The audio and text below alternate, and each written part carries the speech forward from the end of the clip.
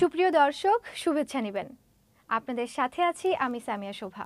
প্রতিদিনের মতো আজকেও হাজির হয়ে গেলাম প্রধান প্রধান সংবাদের শিরোনাম নিয়ে। প্রথমেই আমার হাতে আছে মানবকণ্ঠ।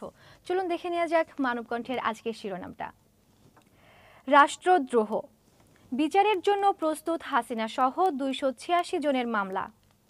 আওয়ামী লীগের সব মামলা তুলে নেওয়া হবে, আমরা প্রতিহিংসার রাজনীতি চাই না, ফখরুল। প্রতিহিংসার রাজনীতি আসলে আমাদের কারোর জন্যই কাম্য নয়।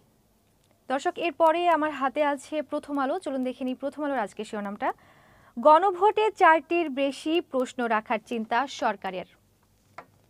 জুলাই সনদের বাইরে সিদ্ধান্ত নিলে দায় সরকারের, বিএনপি।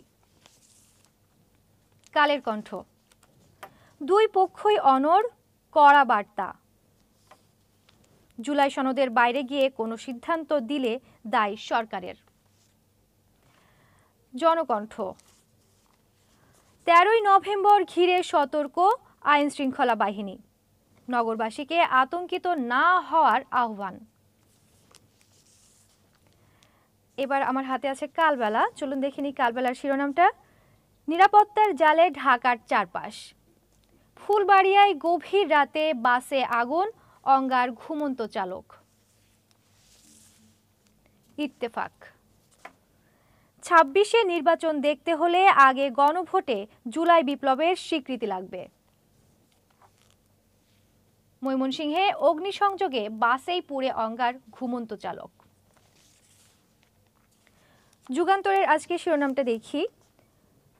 13ই নভেম্বর ঘিরে গুজব, উত্তেজনা, ফের আতঙ্ক, আগুন, সন্ত্রাস। দর্শক, সমকালের শিরোনামটা। গাড়িতে চোরাগোপ্তা, আগুন, মৃত্যু। উপদেষ্টা পরিষদের সিদ্ধান্ত হতে পারে আগামীকাল। নয়া দিগন্ত, রাজনৈতিক ঐক্যমত্য না হলেও সরকার প্রস্তুত।